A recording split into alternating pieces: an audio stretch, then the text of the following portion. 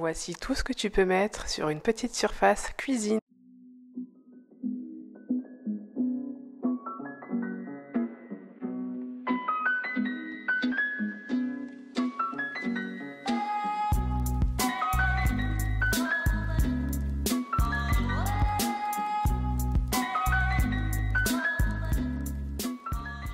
Bienvenue sur Atelier 316, habiter l'intérieur, vivre l'extérieur, et aujourd'hui je te montre ce que tu peux mettre sur des petits espaces. Ici, le rebord de la cuisine.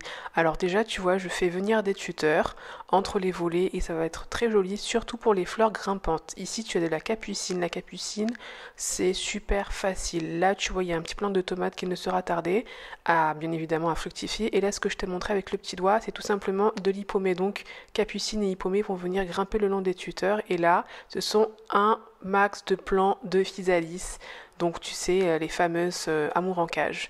Donc tu vois, tu peux également mettre de la plante panda, elle s'acclimate super bien, c'est une plante qui pousse rapidement, donc n'hésite pas à mettre ça sur ton rebord de cuisine. Maintenant, je te montre les parties communes, les petits espaces des parties communes. Donc ici, abonne-toi d'abord. Et au troisième étage, voilà ce qui se passe. Alors, ce qui se passe, nous avons une invitée surprise. Et oui, maman pigeon. Alors, elle a eu un petit peu peur, mais elle n'est pas partie très loin. En tout cas, il y a des pots qui sont mis. Alors, quand elle aura fini de couver, je vais pouvoir récupérer ce pot, mais en attendant, on la laisse tranquille. Donc là, par exemple, il y a de la rue et aussi de l'ortie qui sont en train tout simplement de pousser. Et là, des glaïeuls. Voici ce que tu peux faire, c'est déjà un premier départ, sachant que ce n'est pas définitif, ce n'est pas le résultat final. Là, dans la jardinière, j'ai mis une agastache, mais elle n'a pas pris tout simplement parce que je n'ai pas bien arrosé. Deuxième étage, voici ce qu'il se passe. Alors, sur le deuxième étage, il y a beaucoup plus de pots, sachant que cette installation n'est pas définitive, je viendrai rajouter. Donc ici, dans la jardinière, tu as bien de la mélisse, ainsi qu'un futur plant d'agastache ou d'amarante, je ne sais plus. Également de la misère, donc c'est cette plante graphique, un petit peu comme les chlorophytum, qui va vraiment venir bien agrémenter ton balcon, très facile d'entretien, ainsi que les oxalis, ces papillons couleur violet qui sont magnifiques et qui demandent quasiment zéro entretien.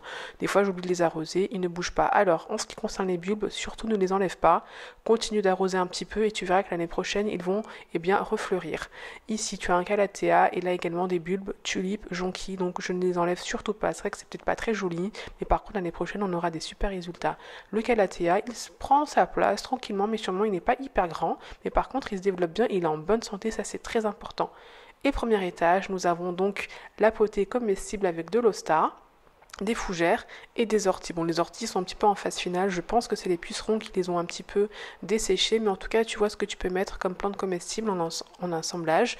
Donc orties que je touche tranquillement, qui ne piquent pas, hosta et fougères, oxalis toujours, ils sont un peu plus lents au démarrage ceux-là, et juste en bas je vais venir agrémenter avec beaucoup plus de chlorophyton et de misère. Là aussi un chlorophytum. Donc c'est tout pour aujourd'hui, abonne-toi pour la suite et tu verras que ça va être transformé.